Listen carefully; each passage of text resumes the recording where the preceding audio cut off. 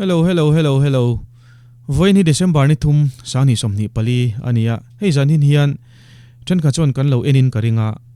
Praise and Worship Night with Peter Lanun puya ti hun man ania. Mi puinan lut khop moya Peter ba ka hian iutai kon top 5 ten pathian fakle choi moina hunan mangboka. Chuwang te po chu ninga mi pui hip khom tra a tin mi pui ba ka YouTuber engamo zatin anon live poka chung jinga chuan Superstar Vanal Piang official channel ina live fi entlak de ber mai ngem o katia fi tra a ei pu Vanal Piang official channel atia Superstar intia channel thar lo nei reng ani hi a video aron da chu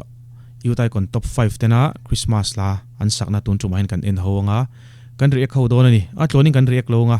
yutai kon top 5 te sanglina te rs te hote moi moi te bk te malte te nan zaya chu po chu en tur o mani he video hi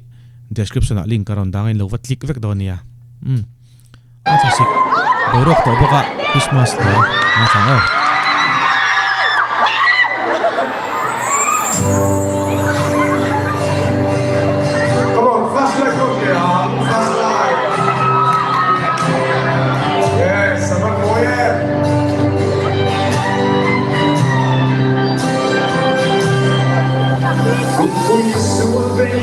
big yeah.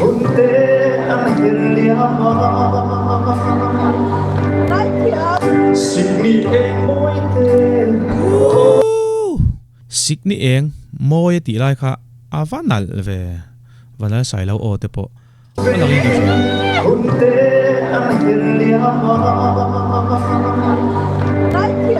Signi eng moi te oh I can't forget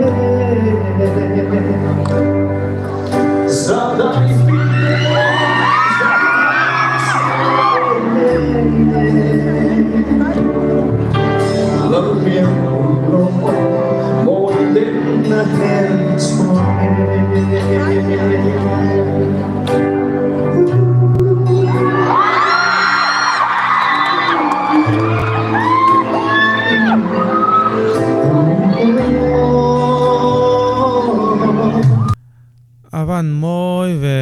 vanal biak sai lo kima ani dunga talom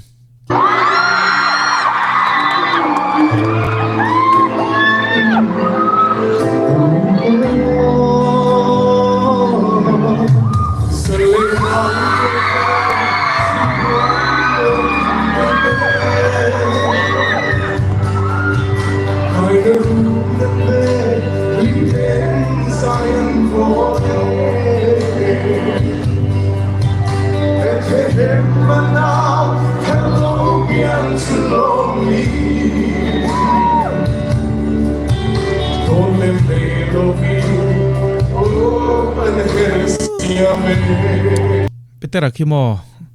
nichina kanan soya ashitlang deu antia aw kana lang chuti rol chuan la zai thei takani moi takani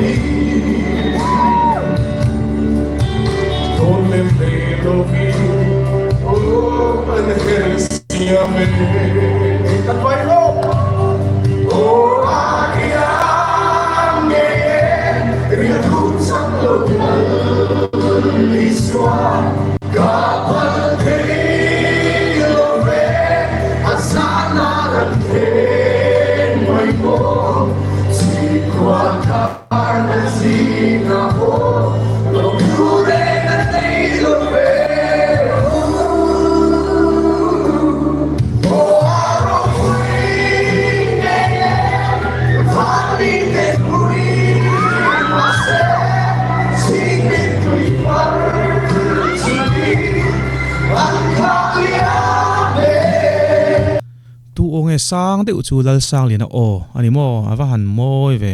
tenora saing ka sia anti ver ngot teng a sang lai khana moi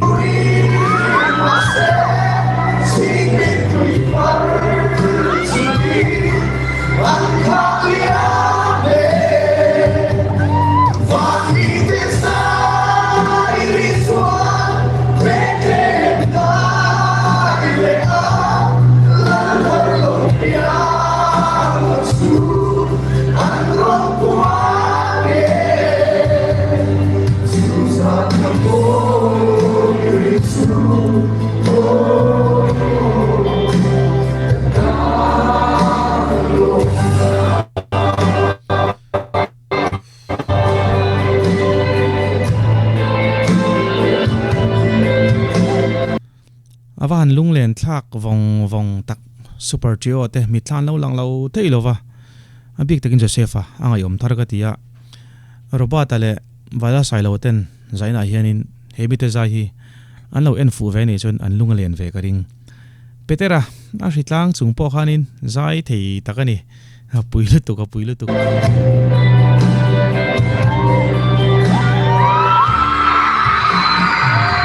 sang lên mo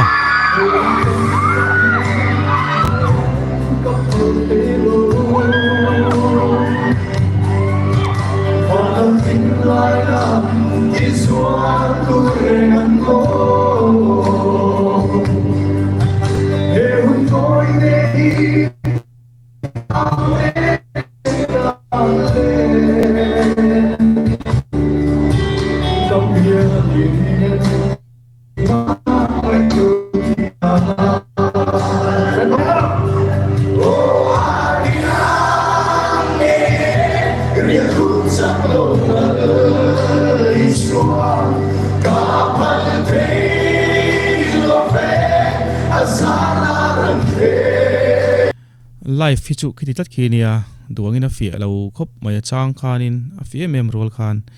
fia lo chang khan ei tlatamo awan uyom thina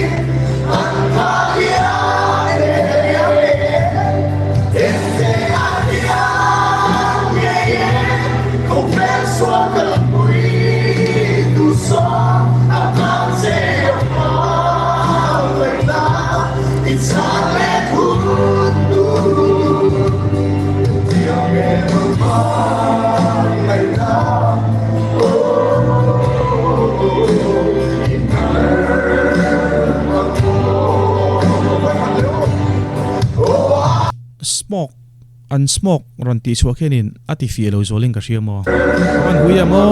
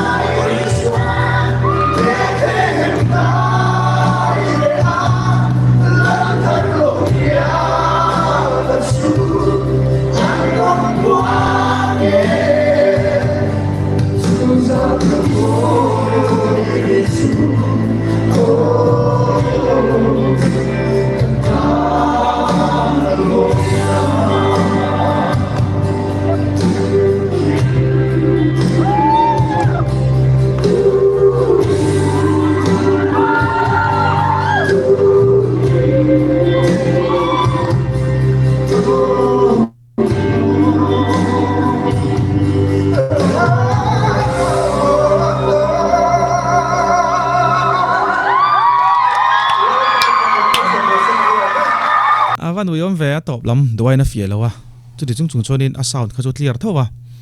poni sela present worship night zanina an manga alom ka tia mi puyan tam khop mai kan ti kha ania tuna khan focus fu chi lawa hamara chu tir lama te le zai kar laka te khan mi puilam kha ron focus na sa pathian fakle choi moi du o yutai kon top 5 te awangin alom kan ti mai the than kha chuan amaro chu praise and worship program a mi pui khiti zat tunang khovel mor to si a kanla pung khom thei ki ke chu alomom ka ti thlota he program bot sei tu te hi an fing ka tia e kan soi mai mai nga an William Bu ta ka te ni William Bu ta rong bon na po kha soi chawm ka tia pathian thu hi a soi bon ngal ringot lova en nom mangte zai mangte khatien khan mi puya ko khoma mi in attention an pek lai takhan chandam na thu kha a hril thin ani chu wang chon o tun lai khovela chonin pathian thu te hi bazar ani mo khulai ani mo a soi vak mai lami hian beng khon lo amaro chu ennom amo khatinga an mudu zong tak ang chi han sop chu zeta attention an pek that lai taka pathian tu hril kha a William Booth a rem khop mai kan te ni chu zanin chu a mu na manga inam khop mai ka soeng khan he video hi full end du tan superstar vanal ping official channel a entur description a link karan da don lo wat click vek don ya du tok potang